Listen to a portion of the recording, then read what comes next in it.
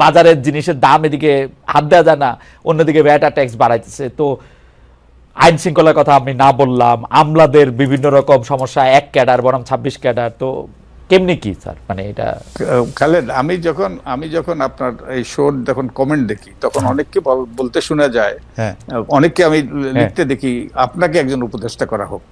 তো আমার মনে হয় আপনাকে কিংবা ওই যে ফেরেশতা এনে বসিয়ে দিল, আমাদের যেই সমস্যা, যে ব্যাপক সমস্যা, যে সব কিছু ভেঙে পড়া, এই ভঙ্গুর অবস্থার থেকে টেনে তোলা, একটা ওই যে ভিন্ন ভবিষ্যৎ সৃষ্টি করা, সব সমস্যার সমাধান করা, ওই যে আপনার পক্ষেও সম্ভব হইতো না, কোনো মানবের পক্ষে অতি সহজ হইতো না। আমার মনে হয় হ্যাঁ, তাদের ভুল ত্রুটি আছে, তারা সবকিছু ঠিক করছে, এটা আমি বলবো না, এবং অনেক সমালোচনা আছে নিঃসন্দেহে, তারা আরো ভালো করতে পারতো।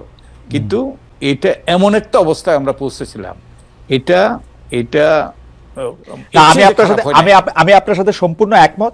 কারণ হচ্ছে যে অনেকেই এই সরকারের নিয়ে কোনো প্রশ্ন করলে একটা কথা বলতে চায়, আমরা আগেই ভালো ছিলাম। আমি একদম দ্ব্যর্থহীনভাবে বলতে চাই যে আমরা আগে ভালো ছিলাম না। আমাদের কোনো গণতান্ত্রিক অধিকার ছিল না, আমাদের কোনো জবাবদেহি ছিল না, কোনো প্রতিষ্ঠান ছিল না, কোনো কিছু ছিল না। কিন্তু ঘটনা হইতেছে হচ্ছে যে আমরা ভালোর দিকে যাইতে চাই। শেষ কথা আপনার কাছে একটু শুনতে চাই যে আমরা কি ভালোর দিকে যাইতেছি, আমরা কি রাস্তায় আছি কিনা সাইডে পড়ে গেছি? আমরা আগে ভালো ছিলাম না, সেটা আমি মানে আমরা সকল বক্তব্য দিয়ে আমরা এটা বারবার মনে করে বলতেও চাই। আচ্ছা, এটা নির্ভর করবে, আমি দেখি 4টা অংশে যান।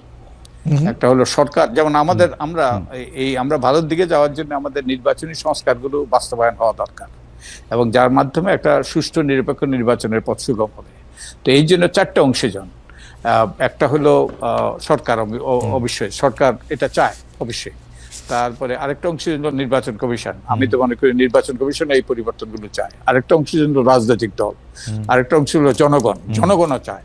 এখন আমি তো মনে করি এই বলটা এখন আমাদের এই অংশীজনদের কোর্টে। তারা যদি চায় তাহলে আমরা ভালোর দিকে যাব, আর তারা যদি না চায় তাহলে আমরা ভালোর দিকে যাব না।